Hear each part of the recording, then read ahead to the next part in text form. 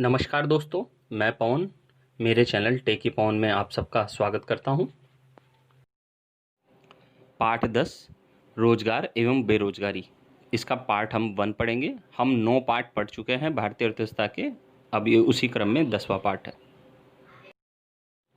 पहला प्रश्न, अर्थव्यवस्था में उतार चढ़ाव के कारण उत्पन्न होने वाली बेरोजगारी को कौन सी बेरोजगारी कहते हैं? चक्रीय बेरोजगारी। प्रश्न 2, वे लोग जो प्रचलित मजदूरी दर पर काम करने के लिए योग्य तथा काम करने के इच्छुक होते हैं उन्हें क्या कहते हैं? श्रम बल। प्रश्न 3, उत्पादन गतिविधि में सहभागी जनसंख्या का प्रतिशत क्या कहलाता है? सहभागिता दर। प्रश्न 4, मांग में कमी किस बेरोजगारी का मूल कारण है? चक्रीय बेरोजगारी का। प्रश्न 5, बेरोजगारी क्या है? प्रचलित मजदूरी दर पर काम करने को तैयार तथा काम करने के योग्य व्यक्ति हो और उन्हें काम नहीं मिले तो उसे हम बेरोजगारी कहते हैं। सिंपल सी भाषा में बताऊं इसकी एक्यूरेट परिभाषा तो ये है, 15 से 59 वर्ष की आयु के वे व्यक्ति जो प्रचलित मजदूरी दर पर काम करने को तैयार है और उन्हें जब काम नहीं मिलता है तो इसी को बेरोजगारी कहते हैं। प्रश्न 6, श्रमिक क्या होते हैं? जो जीविकोपार्जन के लिए किसी रोजगार में लगे रहते हैं, कार्य में लगे रहते हैं आय प्राप्ति के लिए, उसे हम श्रमिक कहते हैं। प्रश्न 7, भाड़े के मजदूर किसे कहते हैं? जो मजदूरी वेतन के लिए कार्य करते हैं, जो श्रमिक, उन्हें हम भाड़े के मजदूर कहते हैं। प्रश्न 8, अल्प रोजगार क्या है? वह स्थिति जिसमें एक व्यक्ति को जितने समय काम मिलना चाहिए उससे कम समय काम मिलता है तो उसे अल्प रोजगार कहते हैं।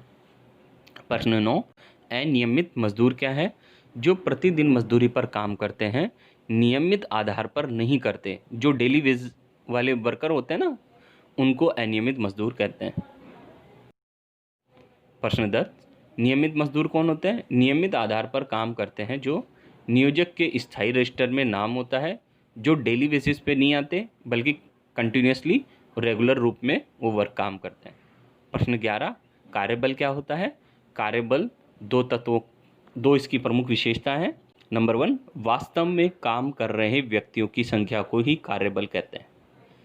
वास्तव में काम जो कर रहे हैं, जो प्रत्यक्ष रूप से, उनकी संख्या को कार्यबल कहते हैं। इसका सूत्र क्या होता है? कार्यबल बराबर श्रम बल माइनस बेरोजगारी की संख्या। इसमें से उनको हटाना है जो इच्छुक हैं मगर काम नहीं मिला है। प्रश्न 12, बेरोजगारी बराबर श्रम बल माइनस कार्यबल। श्रम बल में से अगर आप कार्यबल घटा देंगे तो आपको क्या मिल जाएगी? बेरोजगारी। प्रश्न 13, श्रम आपूर्ति क्या होती है? नंबर 1, श्रम आपूर्ति को समय अवधि या काम के घंटों के रूप में मापा जाता है। नंबर 2, इसका संबंध मजदूरी से है कि कितने मजदूरी के ऊपर आधार पर श्रम आपूर्ति हो रही है। नंबर 3, व्यक्तियों की संख्या इसमें नहीं मापी जाती है बल्कि काम के घंटों अर्थात 8 घंटे प्रति व्यक्ति के रूप में इसको मापा जाता है। एक व्यक्ति अगर 16 घंटे काम करता है तो उसे एक व्यक्ति नहीं 2 व्यक्ति के रूप में काउंट किया जाता है। प्रश्न 14, श्रम बल क्या होता है?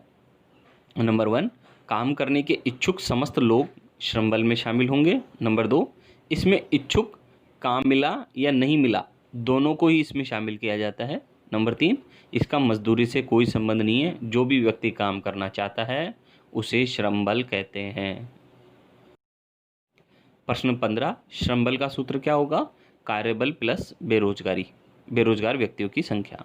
प्रश्न 16, बेरोजगारी दर क्या है? बेरोजगार लोगों की संख्या बटा श्रम बल इंटू 100, इसी को बेरोजगारी दर कहते हैं। प्रश्न 17, सहभागिता दर क्या होती है? कुल कार्यबल बटा कुल जनसंख्या इंटू 100, ये सहभागिता दर का सूत्र है। प्रश्न 18, पूंजी उत्पत्ति अनुपात कैपिटल आउटपुट रेशियो क्या होता है? 1 रुपये का उत्पादन प्राप्त करने के लिए कितनी पूंजी की आवश्यकता है? इसी को पूंजी उत्पत्ति अनुपात कहते हैं।